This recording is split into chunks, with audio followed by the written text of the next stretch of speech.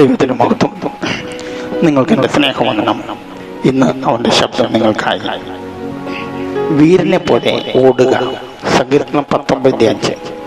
അത് മണവറയിൽ നിന്ന് പുറപ്പെടുന്ന മണവാളന് തുല്യം.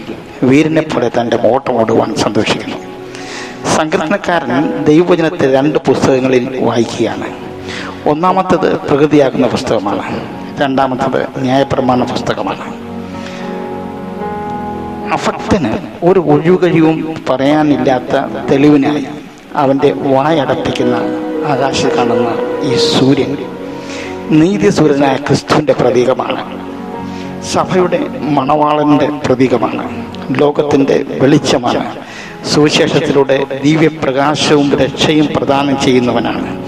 അവൻ തൻ്റെ സഭയെ, താൻ വിശ്വസിക്കുന്ന സഭയെ അനുഗ്രഹിക്കാൻ ആഗ്രഹിക്കുന്നു. അവൻ്റെ അതിനുള്ള പ്രവൃത്തികൾ ക്ഷീണമില്ലാത്തതായിരിക്കും. സൂര്യനെ പോലെ, സൂര്യൻ്റെ ചൂട് മുഴുഭൂമിയിലും ഉള്ളതുപോലെ നമുക്ക് അവൻ മുഴു രാജ്യങ്ങളെയും രക്ഷയുടെ സന്തോഷം കൊണ്ട് ഉത്തേജിപ്പിക്കുവാനും സന്തോഷിപ്പിക്കുവാനും ഫലപ്രാപ്തരാക്കുവാനും പ്രാർത്ഥിക്കാം. പ്രത്യേകിച്ച് സുവിശേഷം കുറച്ച് മാത്രം എത്തിയിരിക്കുന്ന ജാതികൾക്കിടയിലും രാജ്യങ്ങൾക്കിടയിലും അവർക്ക് ഭാഷയോ സംസാരശേഷിയോ ഇല്ലായിരിക്കാം. ആരെങ്കിലും അവരെ വായിച്ചു കേൾപ്പിക്കാൻ. പക്ഷേ അവരുടെ ശബ്ദം മുഖരിതമാണ്. എല്ലാ ജനസമൂഹവും തങ്ങളുടെ ഭാഷയിൽ ദൈവത്തിൻ്റെ പ്രവർത്തികളെ പ്രസംഗിക്കുന്ന പ്രാസംഗികരെ കേൾക്കട്ടെ.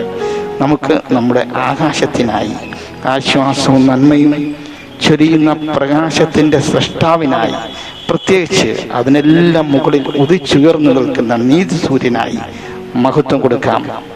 ദൈവം നമ്മെ അനുഗ്രഹിക്കട്ടെ. ആമേൻ.